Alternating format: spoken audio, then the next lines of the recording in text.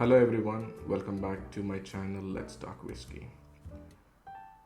Last time we reviewed one of the oldest whiskey recipes that is available in the market, Old Tub, which is a bourbon.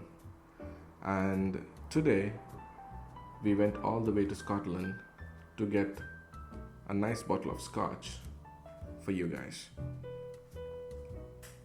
This is Speyburn, 10 years old, 40% alcohol,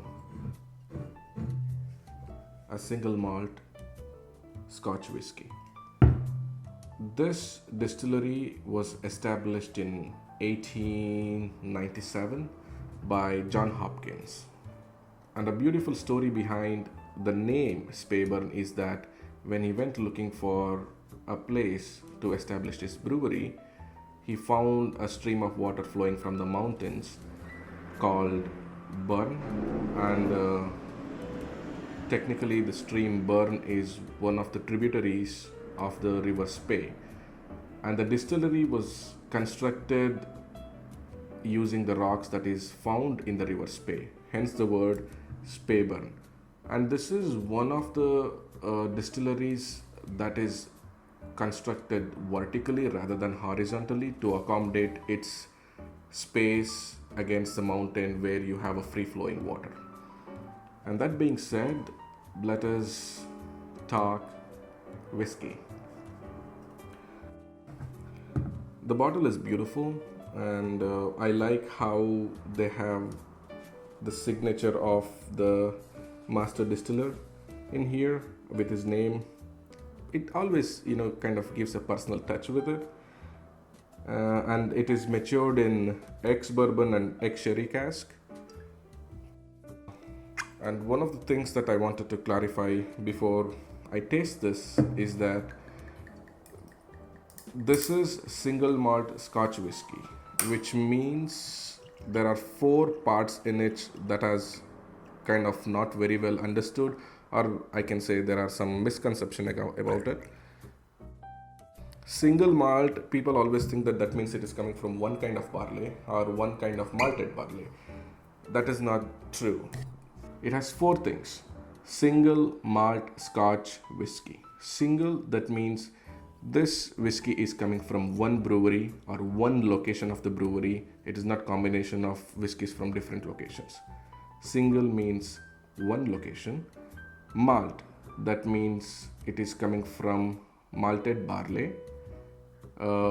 Since it is coming from Scotland, if they say malt in their label, that means it has to be 100% malted barley.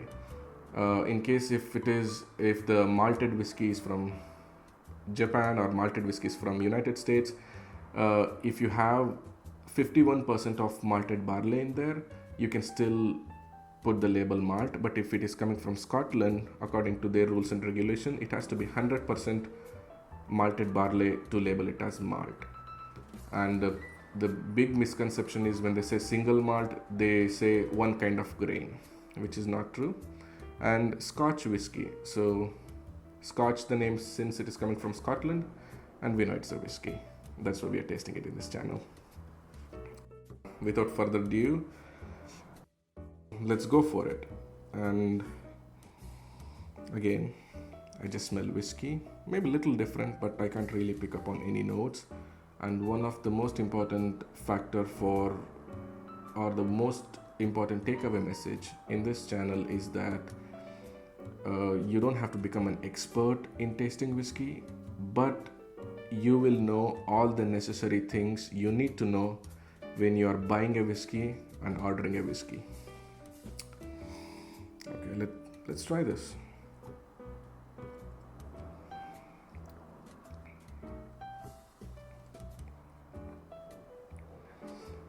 Little bittery compared to bourbons, because bourbons are made out of corn and this is made out of barley, which is the same grain that they use to make beer. Little bittery, but still kind of tasty. So yes, it is not so sip worthy, but if you want, you can try it.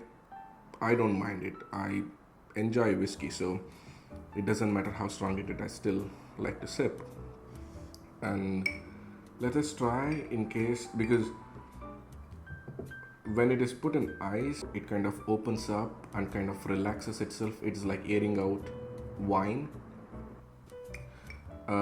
So let's see how it tastes on ice.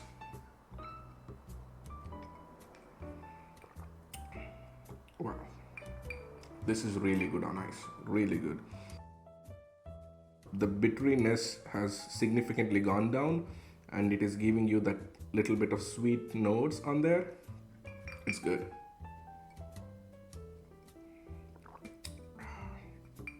So much better, so much better. Even if your aftertaste is little sweet. So it is not so sip worthy, and it's definitely ice worthy, and let's see, shot worthy.